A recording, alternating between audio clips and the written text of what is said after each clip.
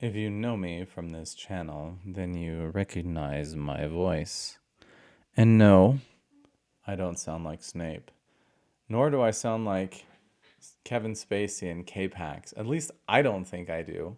Seriously, people? Really? Snape, Kevin Spacey? Maybe those are compliments. Actually, I like both those dudes, so those are nice compliments. I appreciate it. But I don't think I sound like them, just the same.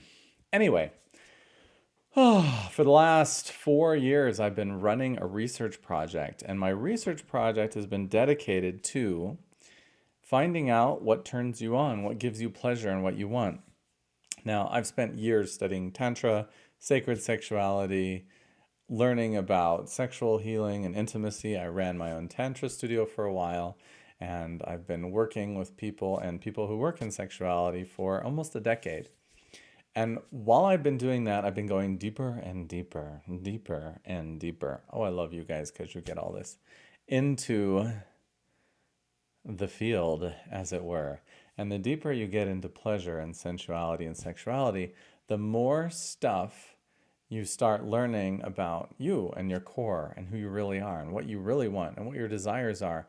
And you start admitting things to yourself that you didn't admit when you began on this journey, that you couldn't admit to anyone, that you couldn't talk about.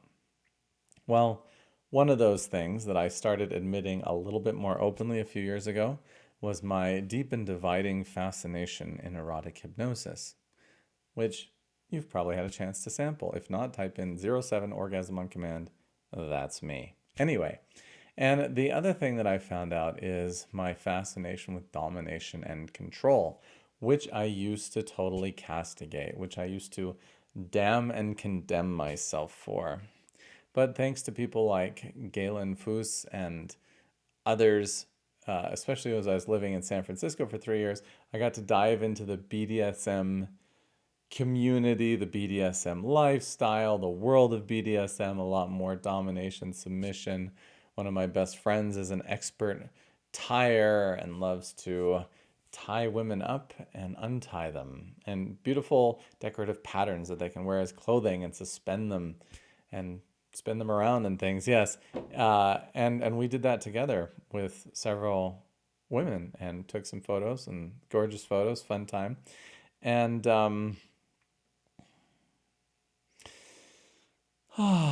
yeah, I used to take a tour of the Armory. Every time a friend came to town, we'd go see the Armory, which is the home to kink.com, which is the number one biggest BDSM porn creation place in the world. And yeah, if you go there, you'll see all the channels. They have everything from sexy wrestling to the story of, it's not the story of O, it's something of O, the taming of O or the training of O, where they'll take someone and put them in a dungeon for 3 days and do hardcore training on them. And all of this is models and consensual and paid and everything else. Nothing that isn't consensual. But when I was there and examining all these deep things, I found also my drive and desire for dominance and submission. I'm definitely a total switch. I go both ways. It doesn't mean men and women. That means top and bottom, dominant and submissive, right? And as I was looking for a dominant woman, which my search is still on. I've played with several people, but at the moment I'm not really playing with anyone. I also began playing with dominance, and the more I got into it, the more I found it was my natural way to be. In fact, a lot of my relationship problems with my marriages and my other relationships stem from the fact that we were not clear about which of us was the dominant and which of us was the submissive. In other words, who was in charge and who was following the lead. I was reading Eat, Pray, Love from Elizabeth Gilbert, and she said, fascinatingly, that there's only two things that anyone fights about in any relationship. Apparently, some Indonesian wise man told her this, and they said, number one, how much do you love me? And number two, who's in charge? So I figured by deciding who's in charge of any particular relationship, you already will have solved half of all the problems that you can have in the relationship because you're only left with one question: how much do you love me? So let's decide who's in charge, And that may be in charge for a minute, in charge for an hour, in charge for an evening, in charge 24/7 for a full dominant submissive uh, TPE, total power exchange relationship. Um, can be any combination of those. All right. It just is up to you to decide, but at least figure it out, know who's in charge. I've got a wonderful variation of that called the yin yang game. I'm not going to talk about it now. I may link to it later or ask me and I'll tell you about it. Oh, but I didn't even want to say any of that stuff. What I wanted to say was I've been asking you what you like and what you're into. So I want to start going through the questions that I've been sent and start answering them, inviting you to go into more conversation with me about all this stuff because I find it utterly fascinating and helping us get what we want in our lives and our sexuality and our intimacy. That's my mission. That's my mission, to free us all, to allow us to enjoy without guilt, shame, and fear our own pleasure, our own bodies, our sexuality in full consent and cooperation and pleasure with the other person. There's so many people who think they're aberrant or broken or wrong or bad because they have fantasies of spanking someone. Go watch the movie Secretary, until they find the other side of their coin, the person who really wants to be spanked. And what you find is your desires are compliments and gifts to other people as you make them conscious, as you speak them out, as you talk about them, and they help you process and release and move things in your life. They're not weights and pains, and being kinky isn't a curse or damage to you. It's a blessing and a fun one. So I wanted to start today with someone who recently, in fact, this was, I think, 5 days ago, answered my questionnaire that I send to everyone who signs up for my mailing list. I have 747. This is the 747th answer. No relation to the airplane. And I have age ranges. So this is a 36 to 45-year-old female. And I said, what goals or results do you want? She says, pleasure, fantasy, orgasm, to follow and be led, to feel owned, to be owned, a good master. I've been brought to orgasm through our hypnosis and I love it. I want that, more of that. What would the result be in your life if you got that? Pleasure, happiness, the ownership and service making me feel protected and whole, plus the realization of some of my fantasies would be divine. Okay, so now I asked her, what has kept you from having that in the past? And that's the real question. Why aren't we enjoying the kind of pleasure that we're fantasizing about? And, I'm not dissing anything. You can enjoy stuff on the web, you can enjoy stuff on the phone and whatever. But if you really want to have the experience is available and you can go get it. So I'm going to try and support her right now. So, people do not know how to be a good master. Yes, huge problem. Not enough education about that.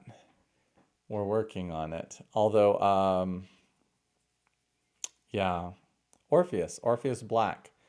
Great place to start in education. There's a lot of people tell you, and a lot of great books around being a master, being a submissive, going through that process, communicating, making agreements or contracts. And 50 Shades of Grey is not one of them. Don't follow that one. But yeah, lack of education on both sides. How to talk. Either a lot of people are in a vanilla relationship. This video is gonna be way longer than I thought it was gonna be. A vanilla relationship, meaning they're not doing anything kinky, but everybody, I think 40 or 50% of the world is either spanked or tied up.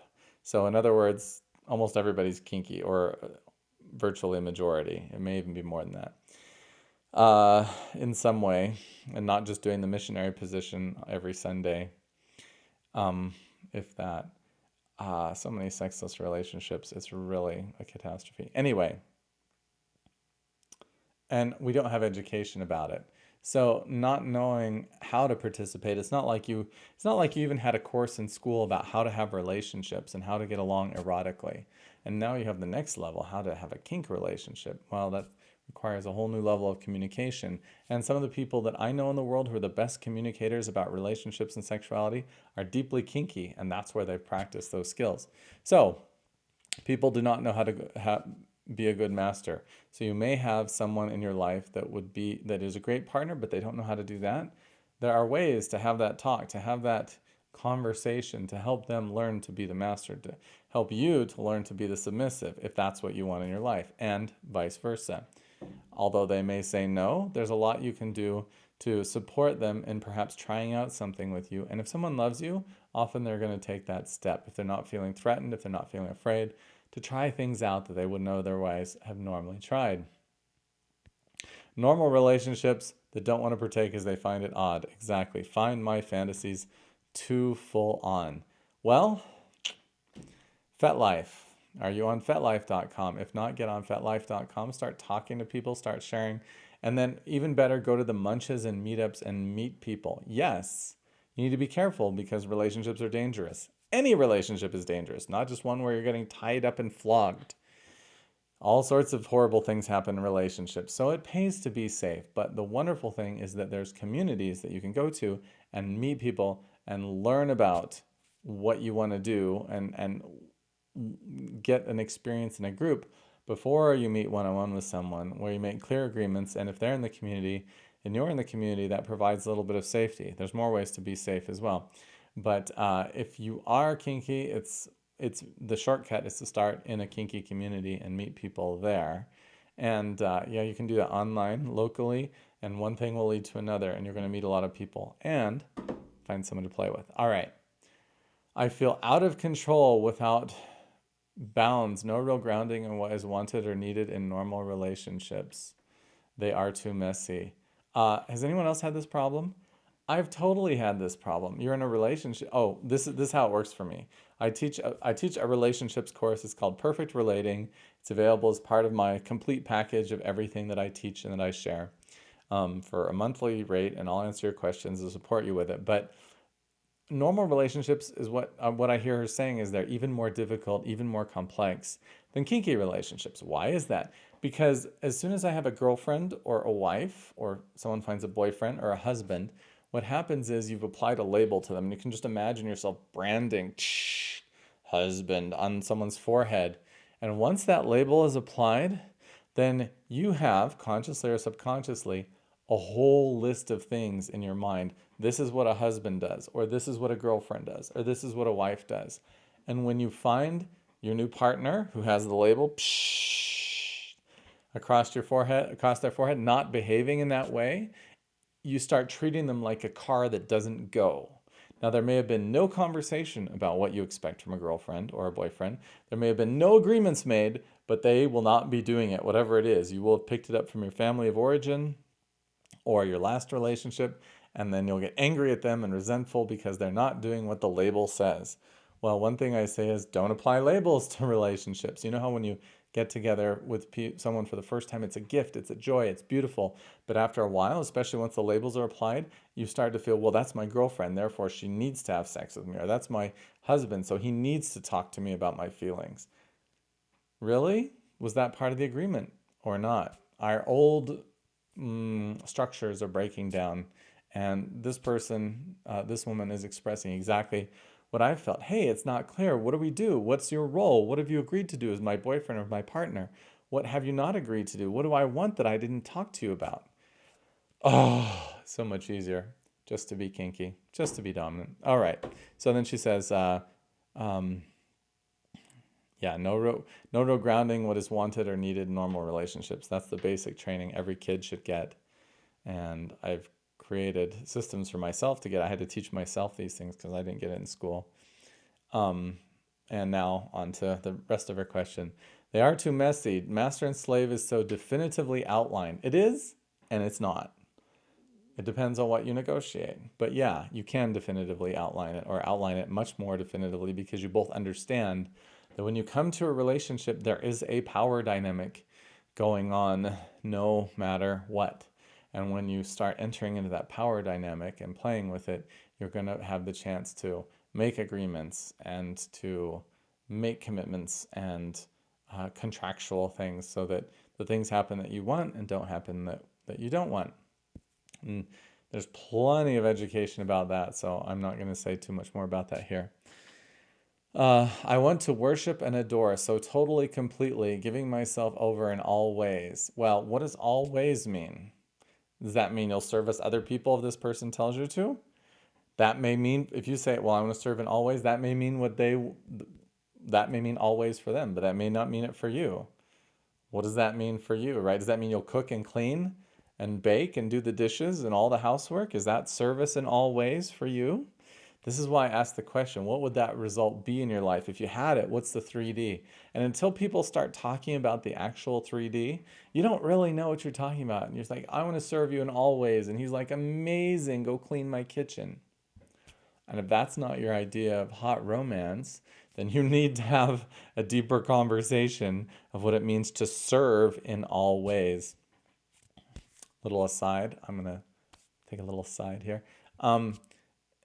The other thing is, my friend was talking about having a submissive who says, well, I'm a submissive and I want to do these things. And I only want to do this. And he says, well, do you want to be a submissive or do you want to do these things? Like, which do you want? And I see that a lot. A lot of submissives pop up and say, well, I want to totally serve. And it's the way I want, when I want, how I want. And then you're like, okay, well, cool. Then is that really being a submissive or not? So that's another question for this person, another question for all of us. But yeah, what does always mean? You have to be specific. The devil's in the details. Is it being tied up? Is it being flogged? Is it having candle wax dropped on your most intimate places? Is it being electrocuted in your most intimate places? There's people who get turned on by all of this stuff, and that may not be what you're into. So really, always is definitely too big a door. I'm sure you're not into everything, no matter how kinky you are. So you got to talk about that, what that always means to you. Most people just can't do this. Yes, most people have been taught to be ashamed of their desires and their needs, and they don't talk about it. You're right. I want a master who needs a slave like this. Well, if I were talking to you and coaching you, which I also do, coaching you about normal relationships, I would say you need to be the slave or the submissive or the person who you're trying to get, meaning you have to learn how to be the thing that you're looking for. And it's going to be a long time because right now you're saying you want to give yourself over in all ways, but you don't even know what that means. And that doesn't mean anything. It's like me saying, I want to help everyone. Well, really, the Mongolian goat herder, you want to help them, huh? Really? How are you going to help them? It doesn't mean anything, all right? So you really, really need to get specific about what you're looking for. BDSM, sexuality, sacred sexuality, kink, all of this stuff, and especially submission and domination. And well, I haven't found one yet. So I wish you much luck. I'm going to send this answer to her, which might be a bit of a surprise because, yeah, I usually don't send answers to people. But I'm going to start answering questions and going back through and looking at what you want. And then I'll just also say, I'm going to put somewhere around here a link to my main email list, and I'm going to be talking about all this stuff. And there are opportunities to learn it and teach it and train it and also ask me questions. So sign up if you're not on those yet because I want to support you. My name is Ryan Orrock. I love this shit. Thank you for asking me questions. And you can find me all over the web if you want to talk to me about any of this. We need to change the world, and we need to do it in a kinky way. So stay kinky, my friends.